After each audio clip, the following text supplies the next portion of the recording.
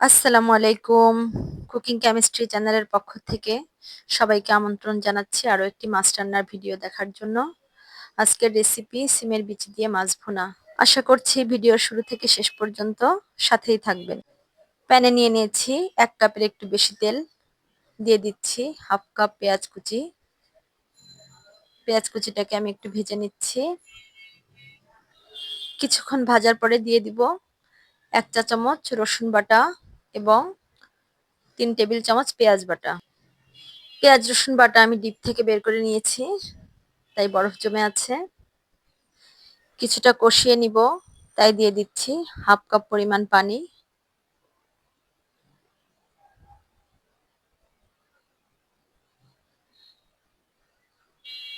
দিয়ে দিচ্ছি 1 চা চামচ ধনিয়া গুঁড়া, 1 চা চামচ জিরা গুঁড়া এবং 1/2 চা চামচ শুকনা মরিচের গুঁড়া।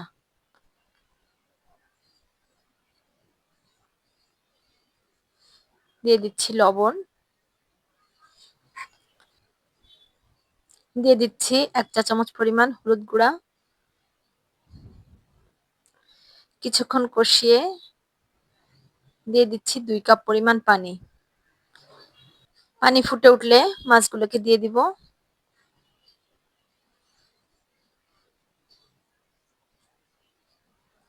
সিমের বিচিগুলোকে আমি 1 ঘন্টার জন্য ভিজিয়ে রেখে খোসা ছাড়িয়ে নিয়েছি। এটি কাঁচা অবস্থাতেই খোসা ছাড়ানো সহজ, সেজন্য আমি কাঁচা অবস্থায় খোসা ছাড়িয়ে নিয়েছি।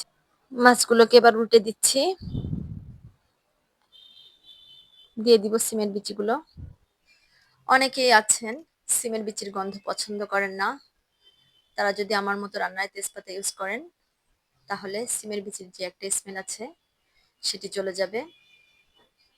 আমি দিয়ে দিচ্ছি 8 থেকে 10টি তেজপাতা। তেজপাতাগুলো অবশ্যই ধুয়ে ইউজ করবেন। তেজপাতা দেওয়ার পর ঢাকনা দিয়ে ঢেকে রান্না করব 3 থেকে 4 মিনিট। 3 থেকে 4 মিনিট পর সিমের বিচি সিদ্ধ হয়ে যাবে। এই অবস্থায় আমি তেজপাতাগুলোকে তুলে নিব।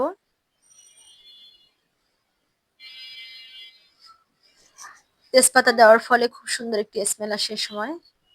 আপনারা যদি কেউ ট্রাই করেন তাহলে বুঝতে পারবেন। দিয়ে দিচ্ছি 2টি টমেটো। টমেটোগুলোকে কিউব কিউব করে কেটে নিয়েছি।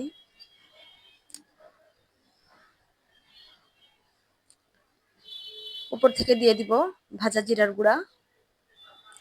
নামানোর আগে ধনেপাতা কুচি দিয়ে নামিয়ে নিব।